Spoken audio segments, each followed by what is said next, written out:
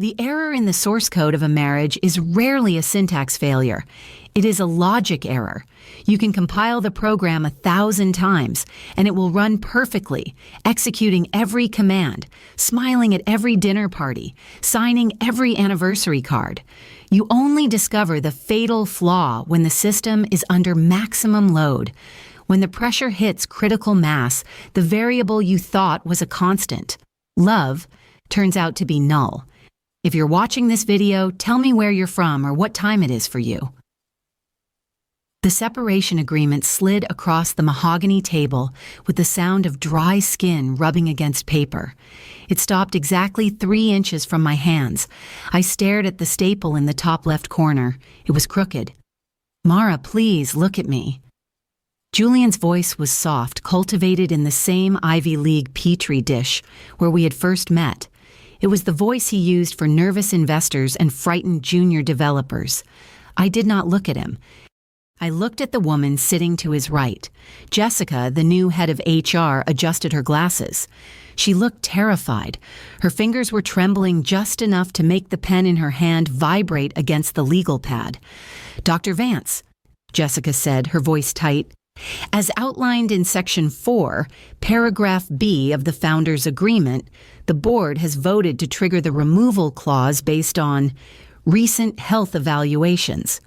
My hands were cold, not just chilly, but ice water cold, a side effect of the Lupron injections I had administered at 6 this morning. I pressed my palms flat against the table to stop them from shaking.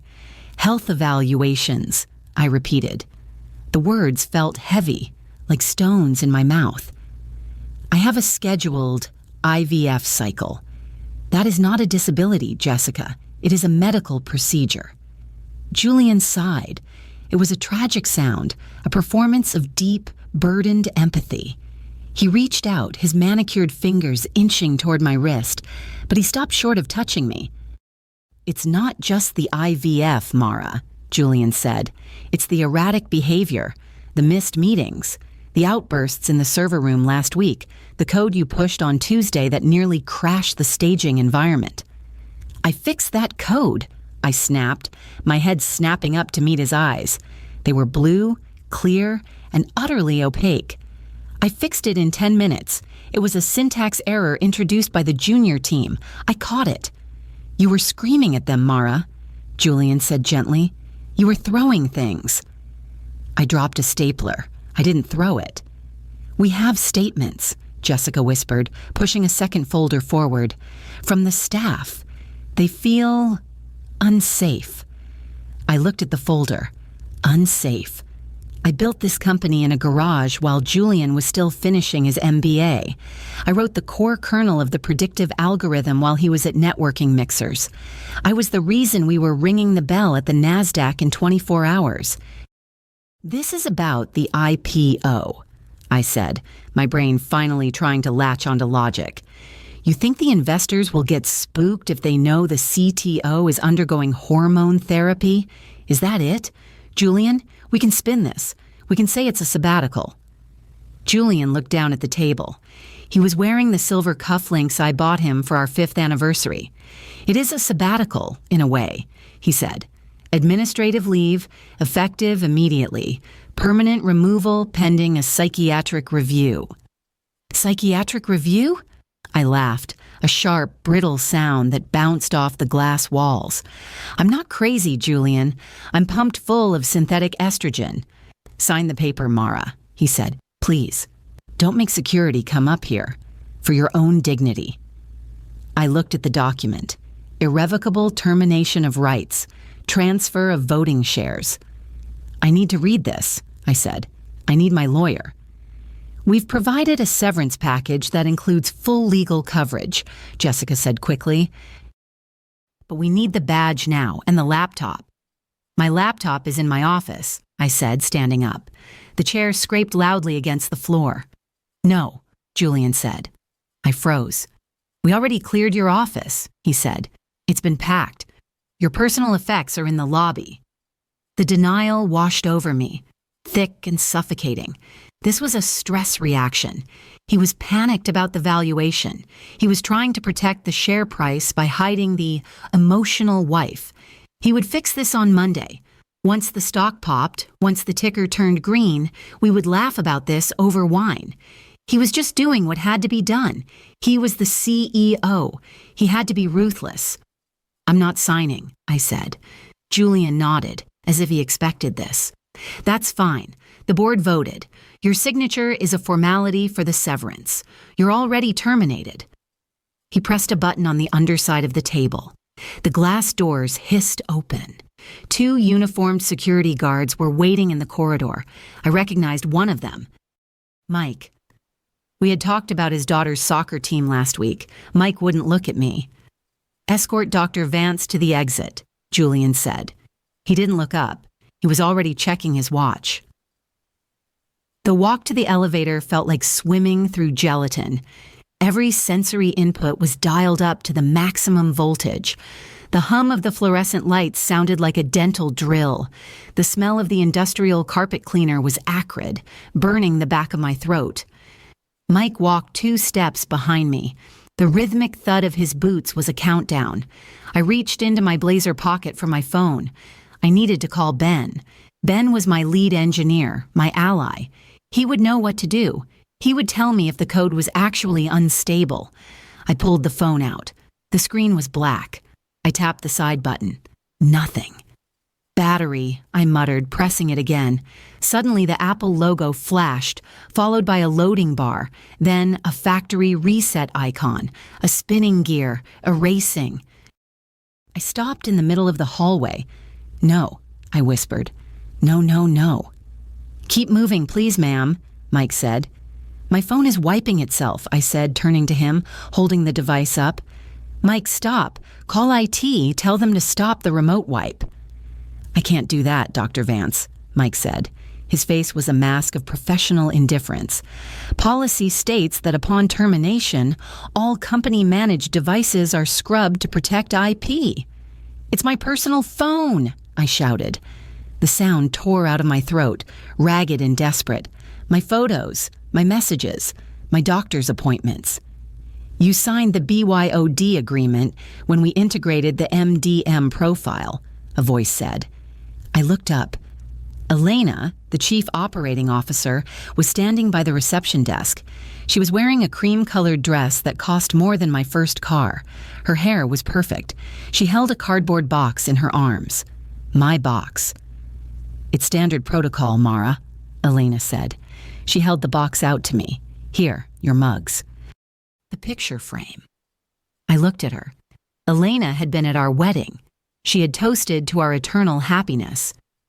"He's making a mistake," I said to her, my voice trembling. "Elena, you know the architecture.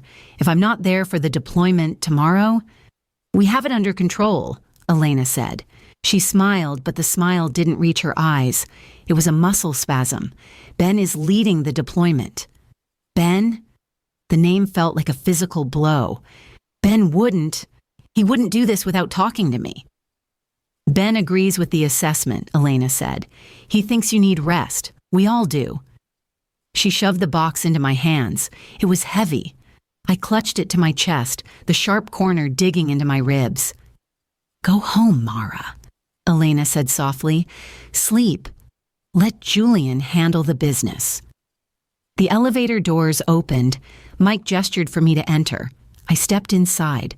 As the doors slid shut, cutting off the view of the office I had designed, I saw Elena turn back toward the conference room. She wasn't walking like a concerned colleague.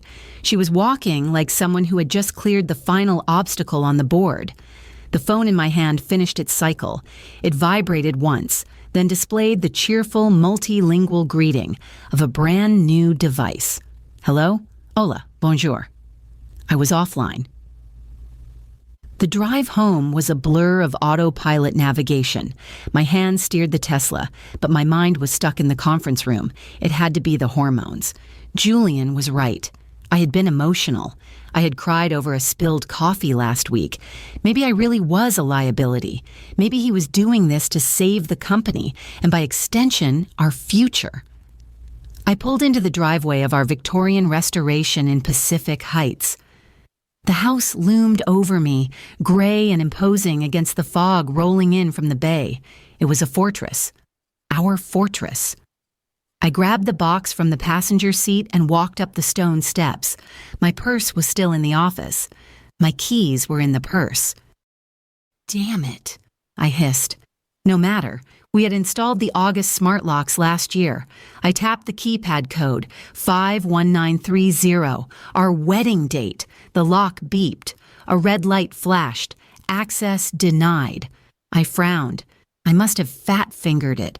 My hands were still shaking. I took a deep breath, counting to 4, and typed it again, slower this time. 5, 1, 9, 3, 0, beep, beep, beep. Red light. Panic, cold and sharp, pricked at the base of my neck. I tried my fingerprint on the scanner. Beep. Red light. Come on, I whispered. I dropped the box on the porch. A ceramic mug shattered inside. I ignored it. I hammered the door with my fist. Open! I ran to the side gate. Locked. I tried the garage keypad. The code, Julian's birthday, flashed red. He had locked me out. Not just from the company, from my life. Julian! I screamed at the house. The windows stared back, dark and indifferent. I sat down on the cold stone of the porch steps. The fog was dampening my blouse. My stomach cramped. A sharp, twisting pain in my lower abdomen. The injection site. I needed ice. I needed to lie down. I looked at the shattered mug in the box. It was the one that said, World's Okayest Coder. Julian had bought it for me as a joke when I cracked the encryption protocol. He's just angry, I told the empty porch. He's trying to prove a point. He wants me to apologize. But deep down, in the part of my brain that parsed logic and probability, a different variable was emerging. You don't wipe a phone to prove a point. You don't change the house locks to get an apology. You do those things when you are executing a purge. I couldn't stay on the porch. The neighbors would see. The gossiping wives of the other tech executives would see Dr. Mara Vance locked out like a stray dog. I walked around to the back of the house. The garden was overgrown. We hadn't had the landscapers in for weeks, another thing I had neglected while prepping for the IPO. There was a basement window near the water heater. It was old, the latch rusted. I had told Julian to replace it 6 months ago. He had forgotten. For once, his incompetence was an asset. I found a loose brick in the garden border. It was heavy, rough against my palm. Just like the old days, I muttered. When we were a startup, we had broken into our own office once when the landlord changed the locks over a rent dispute. We had laughed then. I wrapped the brick in my silk scarf to muffle the sound. I swung it hard against the corner of the pane. Crack. The glass spider-webbed but didn't break. I swung again, harder, grunting with the effort. Crash. Glass rained down into the basement utility room. I reached through the jagged hole, ignoring the slice of pain as a shard grazed my forearm, and undid the latch. The window slid up. I squeezed through, feet first, dropping onto the concrete floor. I landed awkwardly, jarring my ankle. Wee-oo, wee-oo, wee-oo! The alarm system shrieked instantly. It was deafening in the enclosed space. Alexa, stop, I yelled. Alexa, disarm, code 51930. The siren continued to wail. The code had been changed here, too. I scrambled up the basement stairs, tripping over a laundry basket. I burst into the kitchen. The control panel on the wall was flashing intruder alert, zone 4. I ripped the panel off the wall. The wires sparked, but the siren, wired into the hardline, kept screaming. I ran to the knife block, grabbing the heavy chef's knife, not knowing why, just needing a weapon, needing something. Blue lights flashed through the front bay window. The police. They were already here. That was impossible. Response time in the city was 20 minutes, minimum, unless it was a private security dispatch. Police, show me your hands! A voice boomed from the front hallway. The door had been kicked in. I dropped the knife. It clattered on the tile. I raised my hands. I live here, I screamed. I'm Mara Vance. This is my house. 2 officers stormed into the kitchen, guns drawn. They weren't SFPD. They were private security. BlackRock Shield, the company that Julian had hired for the IPO protection detail. Face on the floor, now. I am the homeowner. I sobbed, dropping to my knees. The cold tile bit into my skin. Please turn off the alarm. My head is splitting. One of the officers moved forward, checking a tablet on his wrist. He scanned my face. Target identified, Mara Vance. He tapped his earpiece. Dispatch, we have the subject. No forced entry. Wait, check that. Broken basement window. I broke into my own house, I yelled. Ma'am, Mr. Vance has a restraining order on file, the officer said, his voice flat. He alerted us that an estranged family member might attempt to breach the property. Estranged? The word hung in the air, vibrating with the siren. I had breakfast with him this morning. We need you to vacate the premises, ma'am, or we will be forced to detain you for trespassing. Trespassing? I stood up, staggering slightly. My name is on the deed. Mr. Vance is the primary on the security contract. He revoked your access at 11 a.m. 11 a.m., while I was in the meeting, while he was holding my hand and telling me I needed a break. Fine, I spat. Fine, I'll leave. Let me get a bag. I need clothes. I need my medication. The officer hesitated. 5 minutes, 1 bag. Officer Davis will supervise. I moved through the bedroom like a ghost. Officer Davis stood in the doorway, his hand resting on his belt. I grabbed a duffel bag from the closet. I didn't pack clothes. I didn't care about the designer dresses or the shoes. I went to the bathroom. I swept the contents of the medicine cabinet into the bag. Progesterone, estrogen patches, syringes, alcohol swabs, the tools of my biology. 2 minutes, Davis said. I went back into the bedroom. I needed the burn bag. Years ago, when we first started handling sensitive user data, I became paranoid about corporate espionage. I had taped a waterproof envelope to the underside of the heavy oak nightstand on my side of the bed. It contained $5,000 in cash, a burner phone, and an encrypted SSD drive with a backup of the original source code from before the Series A funding. I knelt down, pretending to look for shoes under the bed. My fingers groped the rough wood. There. The duct tape was peeling, but it was there. I ripped it free, stuffing it deep into the duffel bag underneath a pile of sweaters. Time's up, Davis said. 1 second, I said. My eyes landed on Julian's iPad sitting on the bedside table. It was unlocked. He always left it unlocked at home. Arrogance. I snatched it up. Hey, Davis stepped forward. That's not yours. It's family property, I said, tapping the screen. I had 3 seconds before Davis crossed the room. I opened the mail app. The most recent thread was at the top. Subject, the Vance problem. From Elena_R at VanceTech.com to board_internal at VanceTech.com. I tapped it. Attachment. medical_records_Vance_Mara.pdf body. As requested, here are the logs detailing Mara's erratic episodes. The fertility treatments have induced a state of psychosis incompatible with the fiduciary duties of a C-level executive. Once the termination is executed, we can proceed with the cap table restructuring. I have the new papers ready for your signature, Julian. Dinner at my place to celebrate? Julian's reply, done. She's out. See you at 8. I felt the bile rise in my throat. It wasn't just an affair, it was a conspiracy. They had been planning this for months. While I was injecting myself with needles to give us a child, she was forwarding my medical history to the board to paint me as a lunatic. Davis grabbed the iPad from my hand. That stays. I saw what I needed to see, I whispered. I sat in the driver's seat of my Tesla, parked 3 blocks away from my own house. I had nowhere to go. My credit cards would be canceled by now.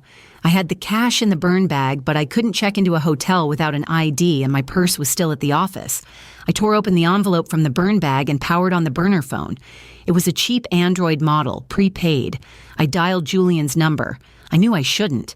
I knew it was weak, but the denial was fighting a war against the evidence in my brain. Maybe Elena sent that email without him knowing.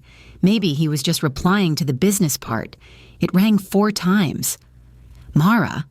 His voice was breathless, worried. Why, Julian? I asked. My voice was small. Why did you lock me out? The police were here. I had to, honey, he said.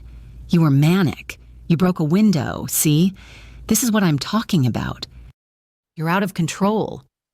I broke the window because you changed the locks. I changed the locks for your safety. I didn't want you wandering off. You're sleeping with her, I said. It wasn't a question. There was a silence on the line, a long, heavy pause. Then I heard a soft rustle and a woman's laugh in the background, faint but distinct. Elena. Mara, Julian said, his tone shifting. The worry evaporated, replaced by a cold, patronizing steel. You're unwell. The stress of the IVF, it's broken you. Everyone sees it. The board, Ben, me. I saw the email, I said. I saw what you sent them. You saw what your paranoid mind wanted you to see, he replied smoothly. Go to your mother's house. Rest. We'll discuss the divorce settlement after the IPO. If you cause a scene tomorrow, if you try to contact the press, I will release the full psychiatric evaluation. I will have you institutionalized, Mara. I have the power of attorney, remember? My blood ran cold. The power of attorney. I had signed it 3 years ago before I went under anesthesia for my egg retrieval. It was supposed to be temporary. I never revoked it. You wouldn't, I whispered. Don't test me, he said. I'm building an empire. You're just a line of bad code that needs to be deleted. Click. I stared at the cheap plastic phone. A line of bad code. I looked out the window. The fog had swallowed the Golden Gate Bridge. I was alone. No house, no job, no husband, no identity. But he was wrong about one thing. I wasn't bad code. I was the architect, and he had just tried to delete the root user. I wiped the tears from my cheeks. The trembling in my hands stopped. The sadness didn't vanish, but it calcified, hardening into something sharp and useful. I started the car.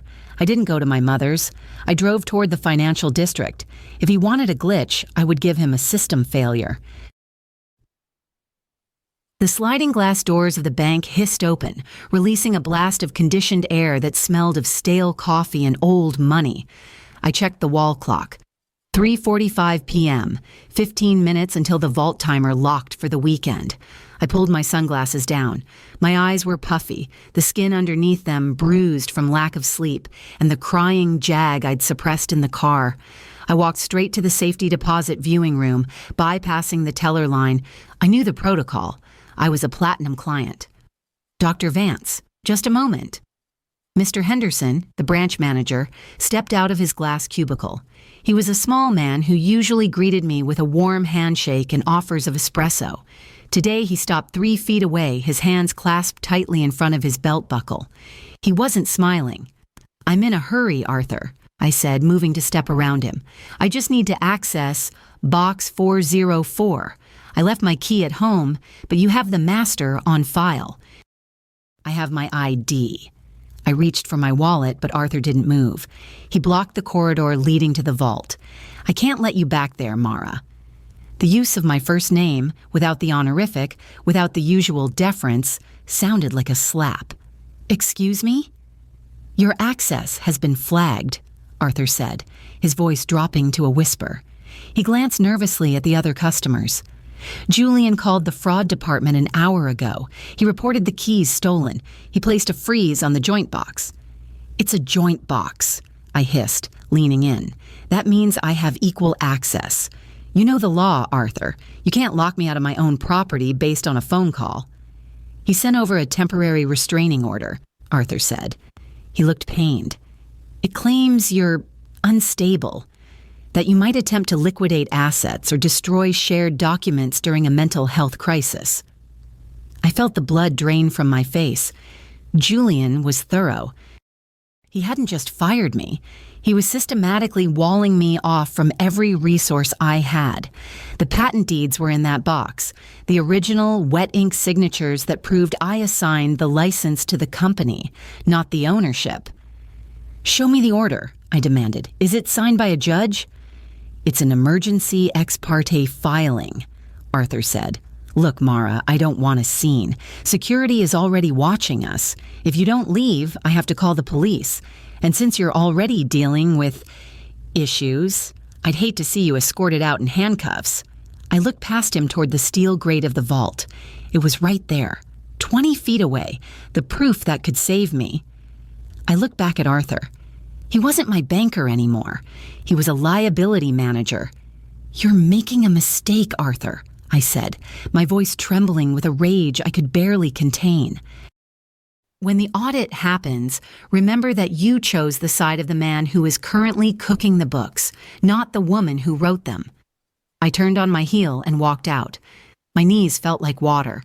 I didn't have the deeds. Plan A was dead. I needed hardware. The burner phone was good for calls, but I couldn't run a forensic analysis or access the encrypted SSD on a 5-inch screen.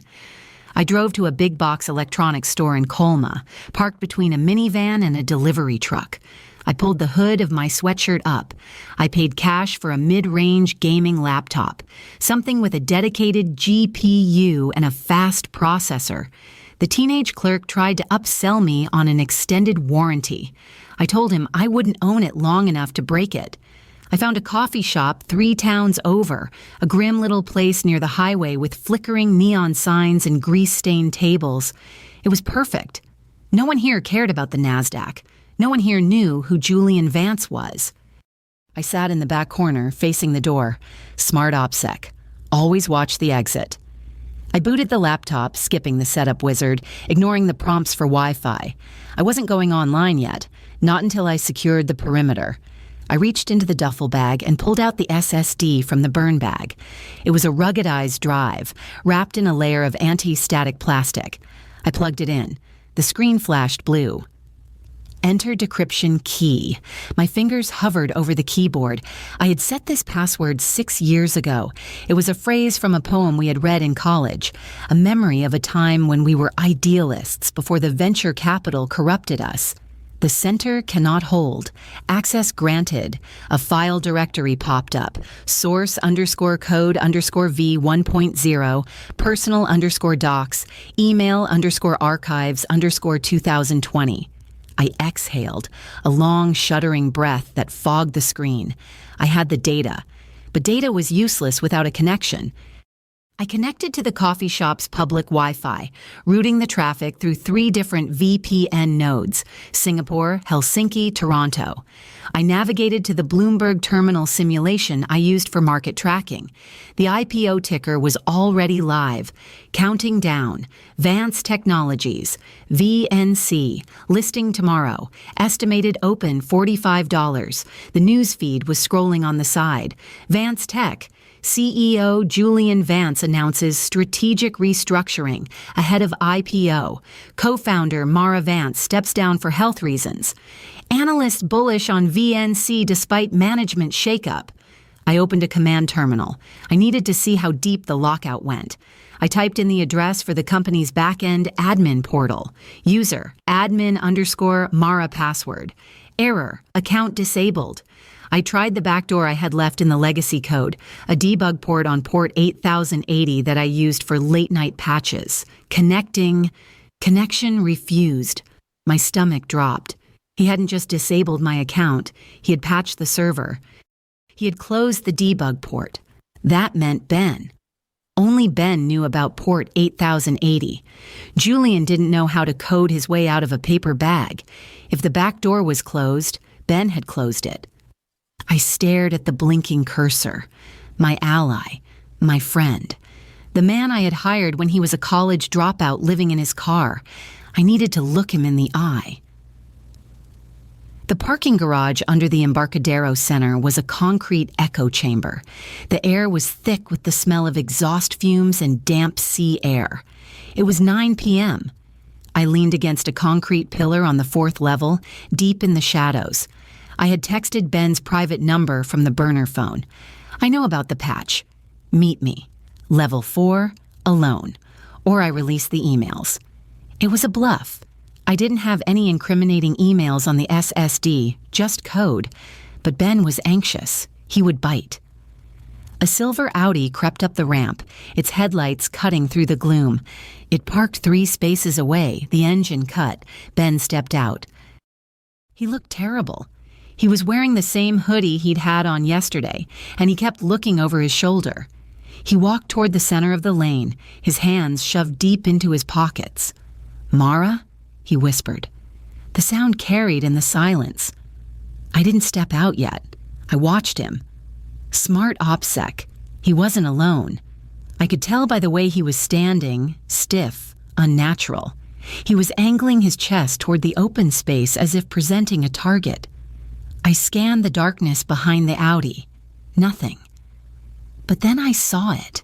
A faint red light blinking on the dashboard of his car. A dash cam? No, it was facing out. And his jacket. It was zipped up to his chin despite the warm night. I stepped out from the pillar, keeping 10 feet of distance between us. "Stop right there, Ben," he jumped, spinning around. "Mara, Jesus, you scared me. Look, I wanted to call you. I didn't know how." "You knew how to close port 8080, I said, my voice flat. "You knew how to lock me out of the repository." "Julian made me," Ben said. He took a step forward. "He said you were trying to sabotage the launch. He said you threatened to wipe the database. And you believed him?"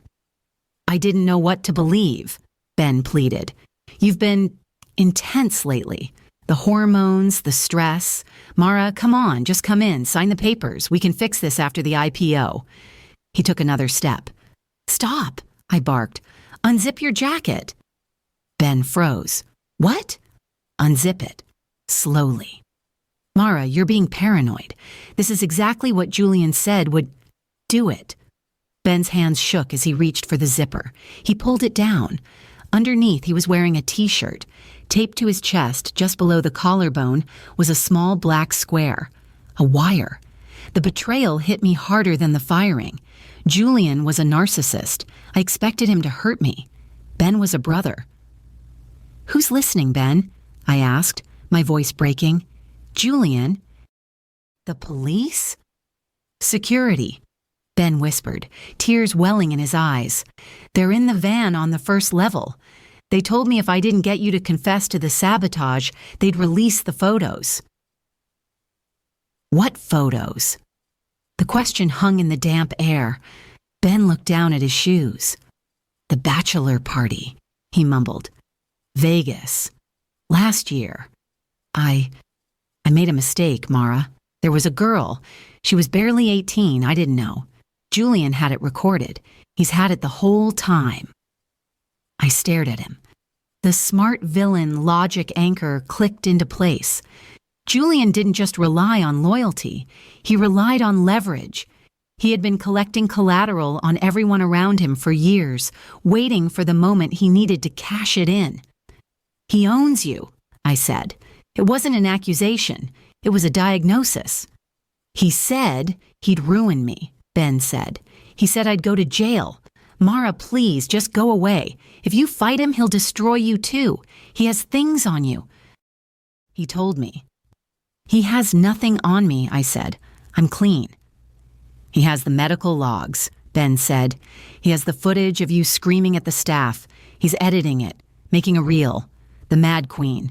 He's going to play it for the board if you show up tomorrow." I felt a cold sensation ripple through my stomach. A reel, a supercut of my worst moments, stripped of context, engineered to make me look like a monster. "Go home to your wife, Ben," I said quietly. "Mara, go!" I screamed. The echo slammed against the concrete walls. Ben flinched. He turned and ran back to his car. The Audi screeched as he peeled out, leaving me alone in the dark. I stood there for a long time, listening to the hum of the city above me. I was truly alone. No allies, no access, no leverage. I checked my watch. 9:30 p.m. The pain in my abdomen flared again, sharper this time, a twisting hot knife. I doubled over, clutching my stomach. The alarm on my phone buzzed. Injection time. Teens. I couldn't go to a hotel. Security would be tracking Ben's location, and they would know I was near the Embarcadero. I had to keep moving. I drove until I found a 24-hour gas station near the airport. The fluorescent lights buzzed like angry hornets. I took the duffel bag into the restroom. It was filthy. Graffiti covered the mirror. The floor was sticky. The smell of urine and industrial bleach made me gag. I locked the door and leaned against it, sliding down until I hit the floor. I didn't care about the grime anymore. I unzipped the bag and took out the kit. The vial of progesterone was warm. My hands were shaking so badly I dropped the alcohol swab. It landed in a puddle of gray water. Damn it, I sobbed. Damn it, damn it, damn it. I found another swab. I cleaned a patch of skin on my thigh. The bruising there was purple and yellow, a map of my desperate attempt to create a family with a man who was currently planning my destruction. I uncapped the needle. It looked huge in the harsh light. This is for the baby, I told myself, the baby that doesn't exist yet. But why? Why was I doing this? Julian was gone. There would be no baby, not with him. I held the needle over my skin. The absurdity of it choked me. I was a millionaire. I was a genius coder. And here I was sitting on the floor of a gas station bathroom, stabbing myself with hormones to preserve a pregnancy for a marriage that was already dead. I should throw it away. I should toss the vials in the trash and walk away. But I couldn't. It was the only thing I had left that was mine. The only project he hadn't corrupted yet. I grit my teeth and jabbed the needle in. The pain was grounding. It cleared the fog in my head. I pushed the plunger down, watching the oil disappear into my muscle. I pulled the needle out and pressed the cotton ball against the drop of blood. I looked at my reflection in the scratched mirror. My hair was matted. My eyes were wild. "You're not crazy," I whispered to the woman in the mirror. "You're just rebooting." I sat in the car, parked in the shadows of the long-term parking lot. The laptop was open on my lap. The screen cast a blue glow over the steering wheel. I wasn't looking at code anymore. I was looking at the PDF titled VanceTech incorporation 2016 final.pdf. I had read this document 1,000 times, but I had always focused on the equity split, 60-40. The vesting schedule, the cliffs. I scrolled past all that. I went to the appendices, the boring parts, the parts the lawyers wrote to justify their billing hours. Appendix B, Intellectual Property Assignment.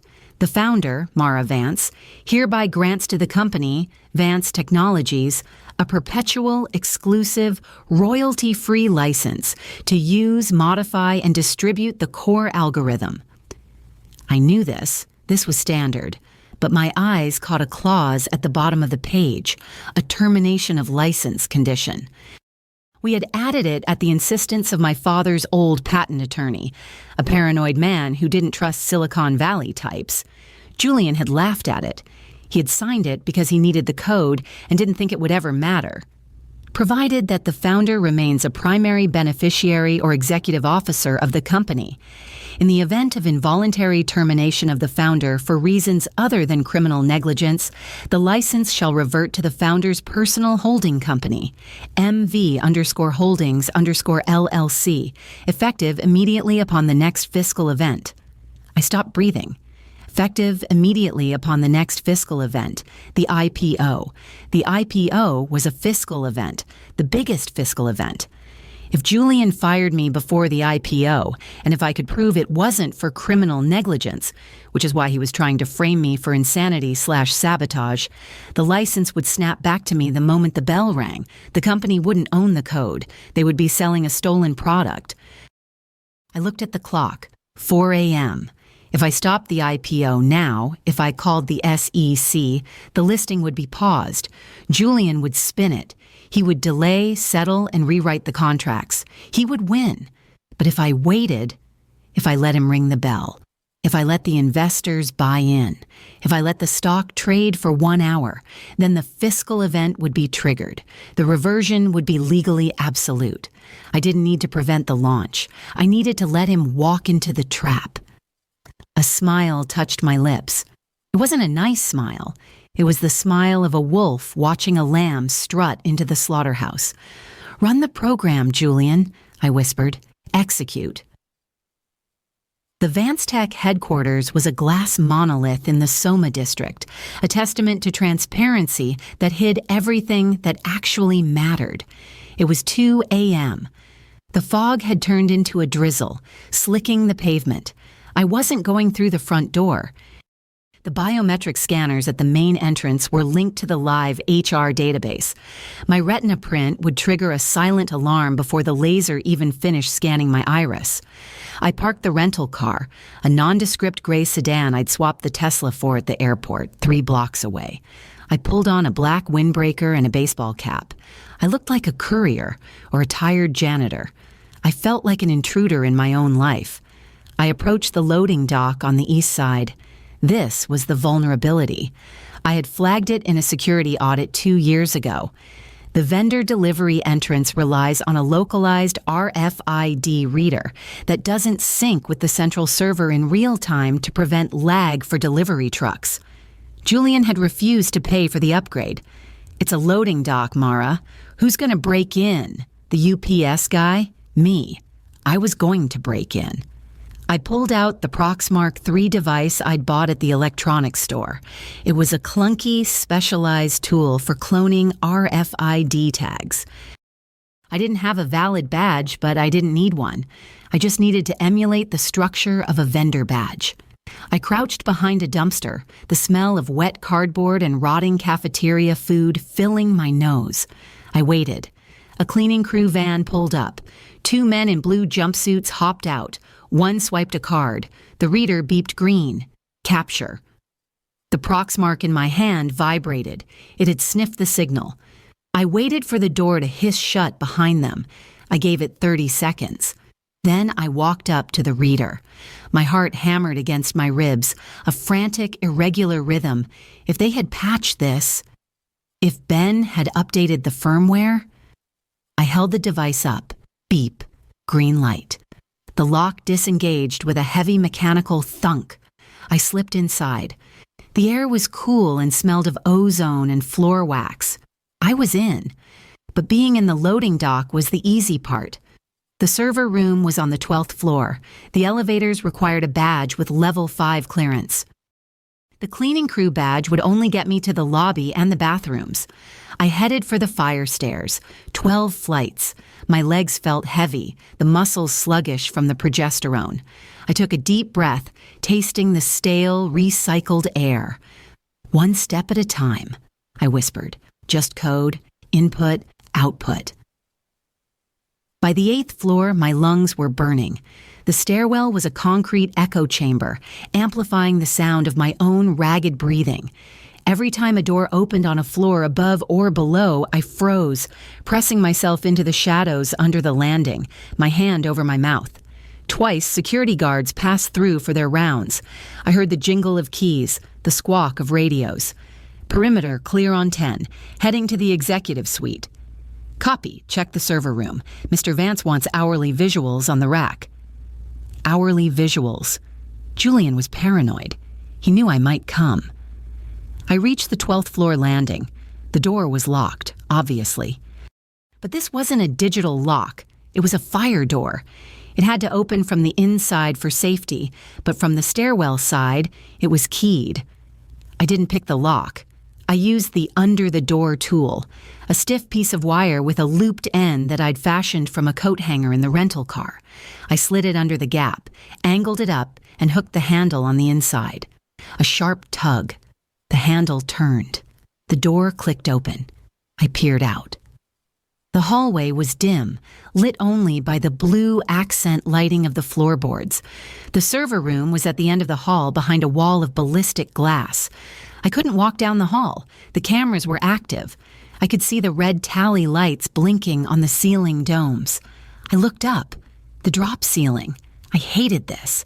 It was a cliché from every bad spy movie, but the building's plenum space, the area above the ceiling tiles used for air circulation, was massive.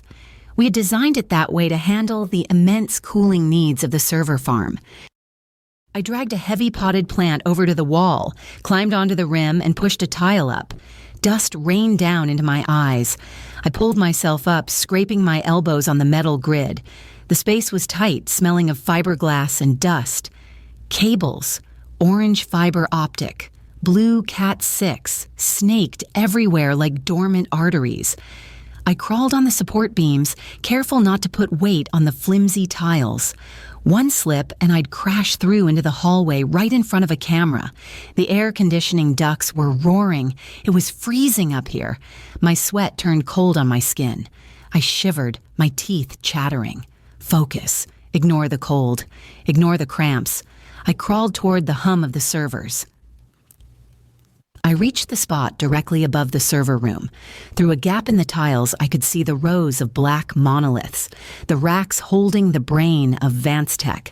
The blue LEDs flickered in a hypnotic dance. The door to the server room opened below. I froze. Julian walked in. He was wearing a tuxedo. He must have come straight from the pre-IPO gala. He looked sharp, commanding, and completely out of place among the cables. Elena followed him. She was wearing a silver gown, shimmering like liquid mercury. She held a tablet. "The audit logs are scrubbed," Elena said. Her voice drifted up through the gap, clear and professional. "We deleted the error reports from last week. The system looks pristine, 99.99% uptime." "Good," Julian said. He walked over to the main console, Rack 1. That was where the physical drives were. "And the backup?" "Wiped," Elena said. "We did a 7-pass overwrite. There's no recovering that data, Julian. Even if she has a copy on her laptop, it's a version mismatch.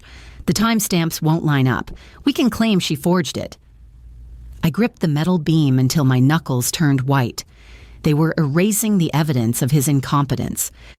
If I didn't get the hardware log, the immutable write-once memory on the motherboard itself, I was dead in the water. "What about the valuation?" Julian asked. He touched the server rack possessively. "Goldman is pricing it at $48 a share," Elena said. "If we hit that, the market cap is $2 billion by noon." "And the exit strategy?" Elena tapped the tablet. "We have the shell companies ready in the Caymans. As soon as the lockup period expires for the founder shares, we start unloading. 10% a week. We'll be out completely in 6 months." "Before the scaling issues hit," Julian muttered. "Exactly," Elena said. "The architecture can't handle the new user load. We know that. Mara knew that. That's why she wouldn't sign off on the launch. But without her bottleneck, we launch, we cash out, and when the servers melt down in Q3, we'll be on a beach in Saint-Tropez. And we'll blame it on her legacy code," Julian finished. He laughed. God, she was so rigid. Always talking about integrity and scalability. It's a business, not a philosophy class. He leaned in and kissed Elena. It wasn't a romantic kiss. It was a transaction, a sealing of the pact. "Let's go," Julian said. "The investors are waiting." They walked out. The door clicked shut. The maglock engaged.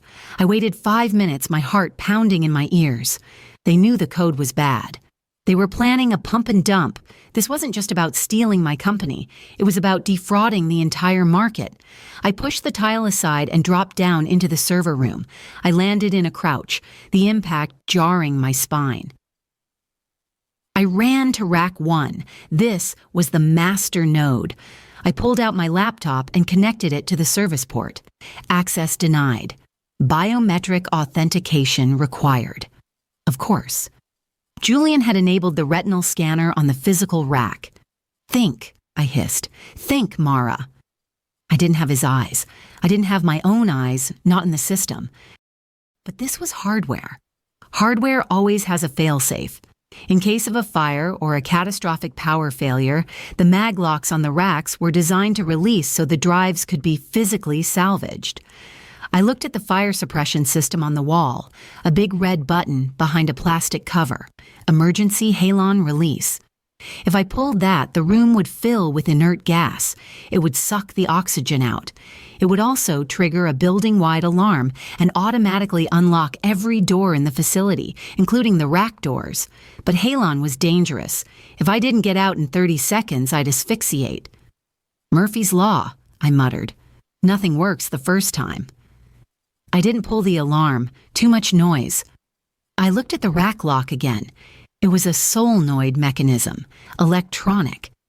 I reached into my bag and pulled out a rare earth magnet, a high-powered neodymium disc I used for wiping old drives.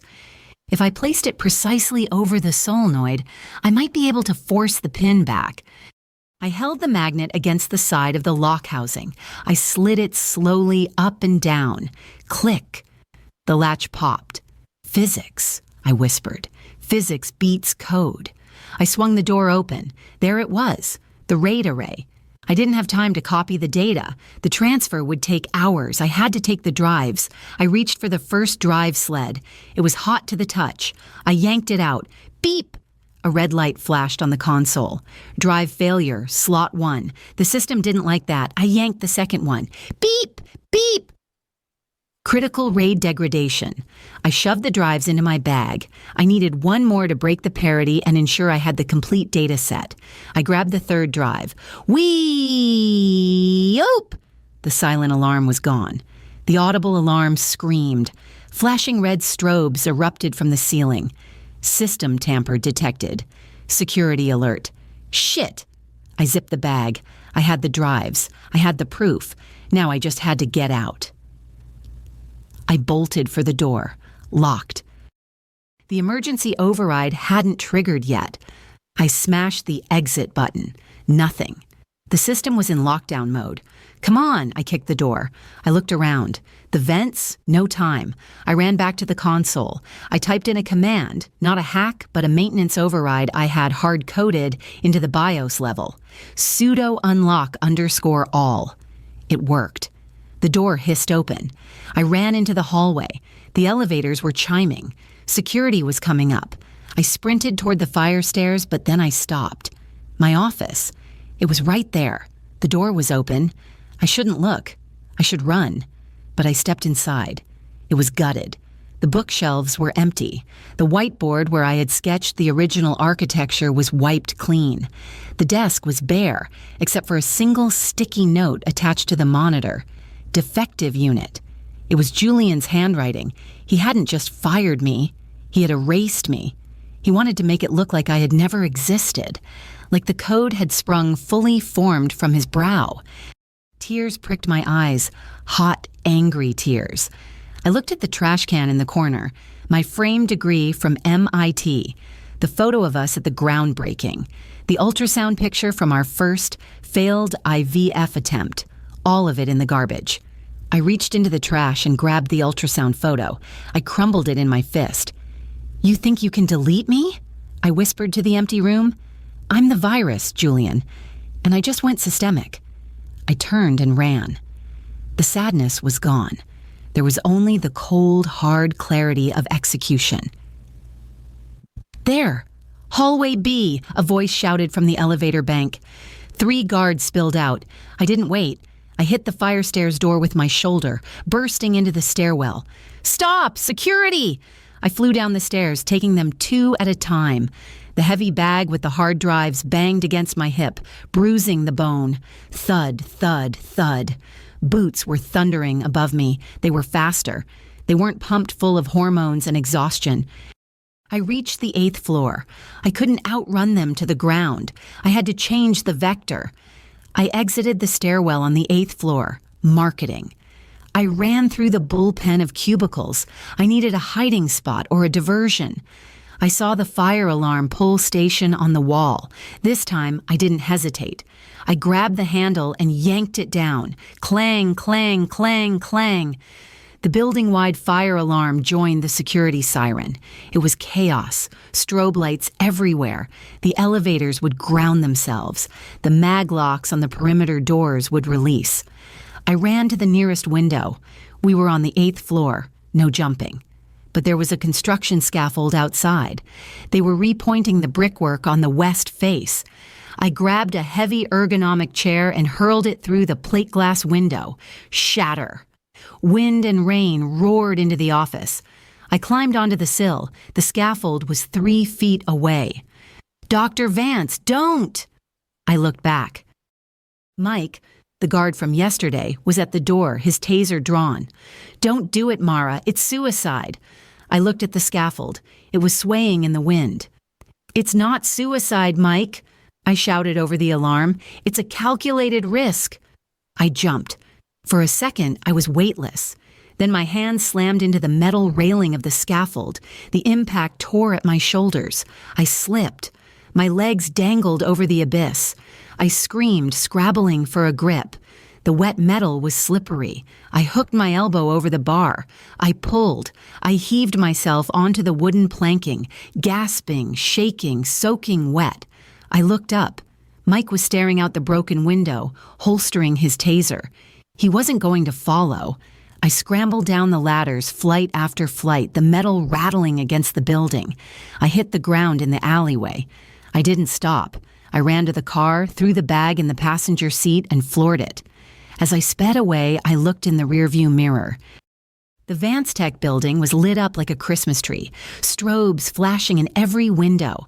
I had the drives. I had the truth. And in 6 hours, the market would open. The rain had stopped, leaving the city scrubbed clean and gray. It was 8 in the morning. The VanceTech boardroom was a glass aquarium suspended in the sky, smelling of expensive espresso and nervous sweat. I walked out of the elevator. I wasn't wearing a power suit. I was wearing the same black jeans and sweater I had worn to break into the server room, now stained with grease and drywall dust. My hair was pulled back in a severe, messy knot. I limped slightly on my left leg where the scaffold bar had bruised the bone. The receptionist, a new girl named Chloe, looked up from her desk. Her eyes went wide. "Dr. Vance? You can't be up here. Mr. Vance said—" "Mr. Vance is currently celebrating a fraud," I said, my voice raspy but steady. I didn't stop. I walked past her desk, my boots heavy on the marble floor. "Security!" Chloe shrieked, reaching for her phone. "Don't bother," I called back without turning around. "They're busy with the fire marshal downstairs." I reached the double mahogany doors of the boardroom. Inside, I could hear the murmur of voices, the clink of crystal, the pre-IPO breakfast. The investors, the board members, the bankers from Goldman, they were all there waiting for the opening bell. I placed my hand on the handle. It was cool metal. I pushed the doors open. The room went silent. 20 heads turned. Julian stood at the head of the table, a flute of champagne in his hand. He looked like a king in his bespoke suit, radiant with victory.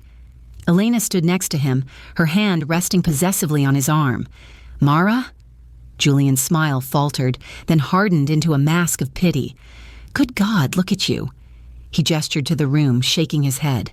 "I'm so sorry, everyone. This is exactly what we discussed. My wife is... she's having a very difficult time." A murmur of sympathy rippled through the suits.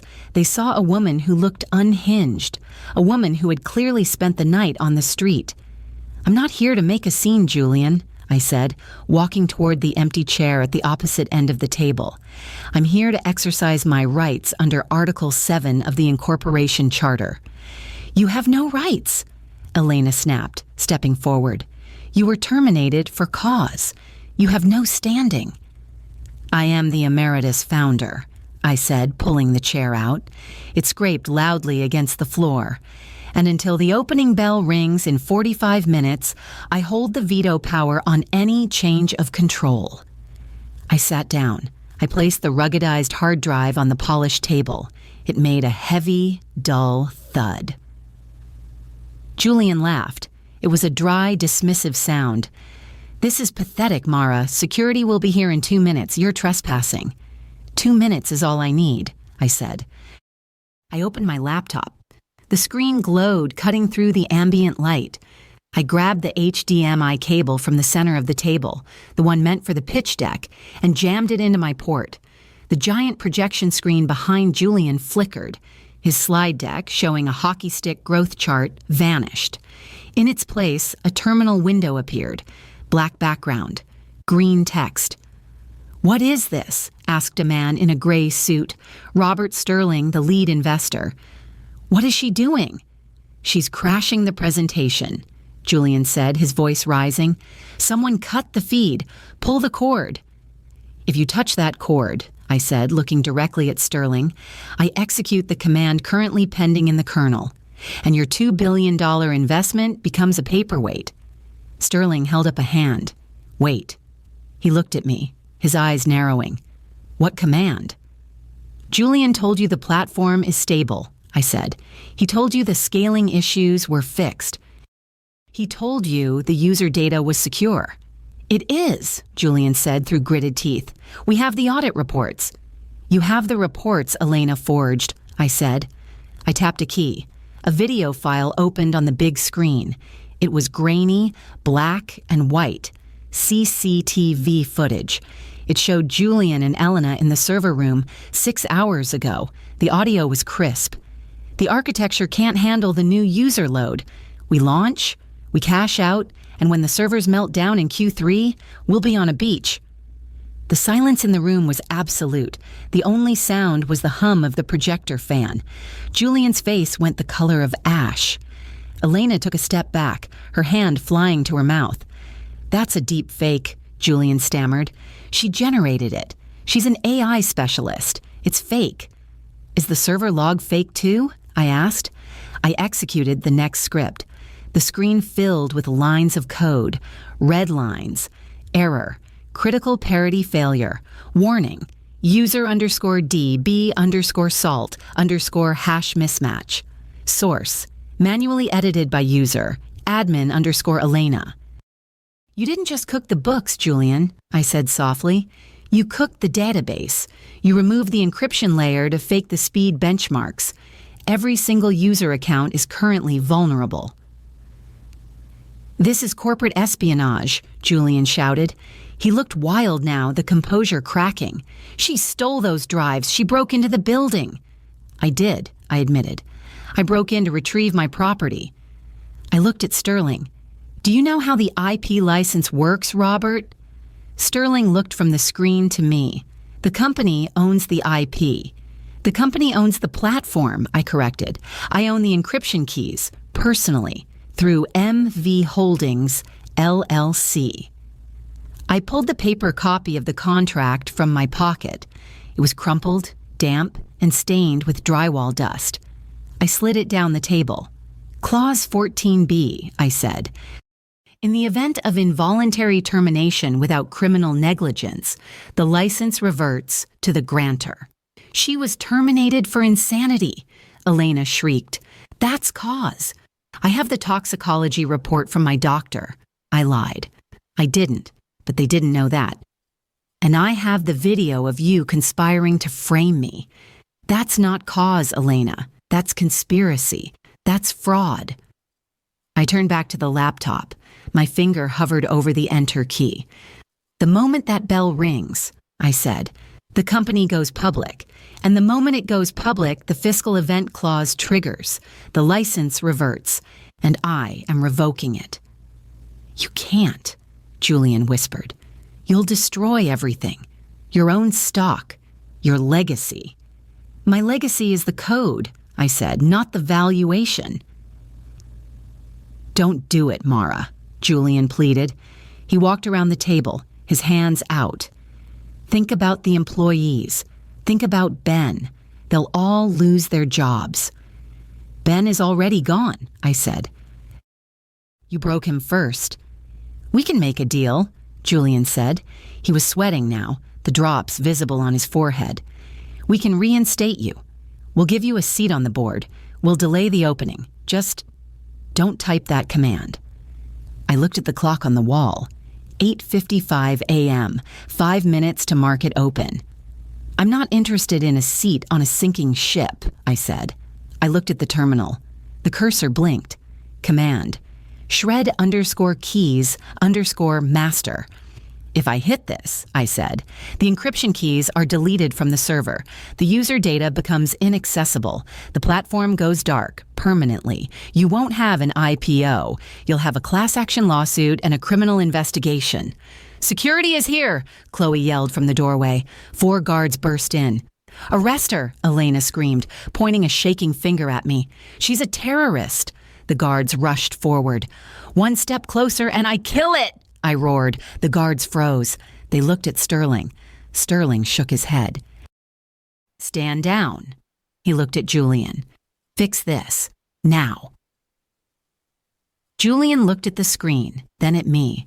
He saw the look in my eyes. He realized finally that the logic of the smart villain, the belief that everyone has a price, didn't apply here. I wasn't negotiating for money. I was negotiating for truth. What do you want? Julian asked. His voice was a ghost. Resignation, I said. Effective immediately. Both of you. I can't, Julian said. The board will accept it to save their investment, I said. You resign. You admit to the data tampering. You sign over your voting rights to a neutral trustee. And if I do? Julian asked. You'll unlock the system?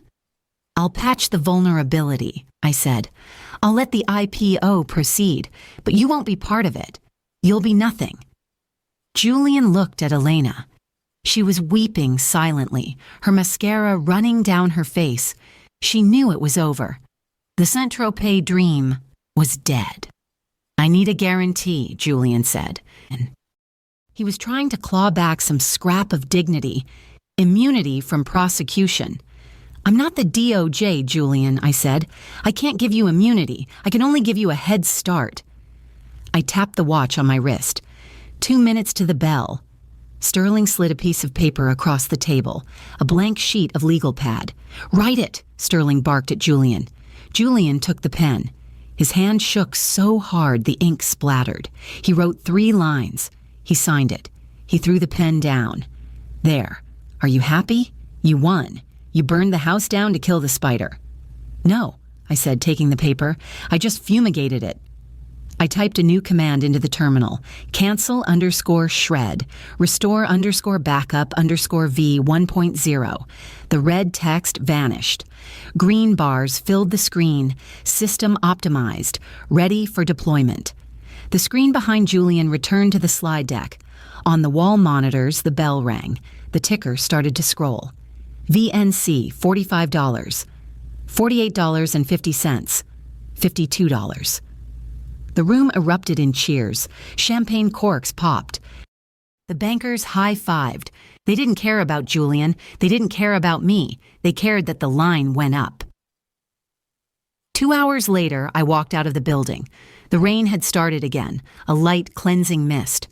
I stood on the sidewalk watching the police cars flash their lights in the loading zone. Julian was being led out in handcuffs. Not for the affair, not for firing me, but for the securities fraud I had exposed in the restored data logs. Logs I had carefully forwarded to the SEC from the server room before I jumped out the window. He saw me. He stopped for a second. He looked smaller, older. The golden boy varnish had stripped away, leaving only cheap plywood underneath. He didn't say anything. He just lowered his head and got into the back of the cruiser. Elena was next. She was screaming, blaming him, blaming me, blaming the world. I turned away. My phone buzzed. A new phone, one I had bought with cash an hour ago. It was a text from Ben. I saw the news. I'm sorry. Thank you for not naming me in the report. I didn't reply. I deleted the thread. Ben was a casualty of war, but he was also a collaborator. I forgave him, but I would never trust him again. I hailed a cab. Where to? The driver asked. I looked back at the glass tower. It was just a building, a collection of steel and silicon. It wasn't my life. My life was the code, and the code was portable. The airport, I said. Going somewhere nice? I leaned back against the seat, closing my eyes. The pain in my leg was a dull throb, a reminder that I was real, that I was solid. Somewhere warm, I said. Somewhere with no Wi-Fi. I touched my stomach. The cramps were gone. The cycle had failed. I knew that. There would be no baby. Not this time. But as the cab merged onto the freeway, leaving the city behind, I felt a strange lightness in my chest. I had lost the company. I had lost the marriage. I had lost the millions I would have made if I had stayed silent. But I had kept the one thing that mattered. I had kept the source code of my own soul. Outro lesson. Learned. In the architecture of a relationship, trust is the operating system. Once the kernel is corrupted, no amount of patching can save it. You have to reformat. It hurts to wipe the drive, to lose the memories, the history, the shared files of a life built together. But a blank screen isn't an error. It's an invitation. It's the only way to write a new program, one where you are the admin, not the user. Controversial question. Mara destroyed her husband's life and risked the investments of thousands of innocent people just to prove a point about ownership. Was she a hero for exposing the fraud? Or was she just as villainous as Julian for weaponizing the company's destruction to settle a personal divorce score? Would you burn down a billion-dollar empire if it was the only way to escape a gaslighter? Tell me in the comments. If this story resonated with you, leave a like and consider subscribing. You can also drop any comment below, even just one word. Maybe tell me where you're watching from, or what time it is right now. Sometimes one word is enough to say you were here.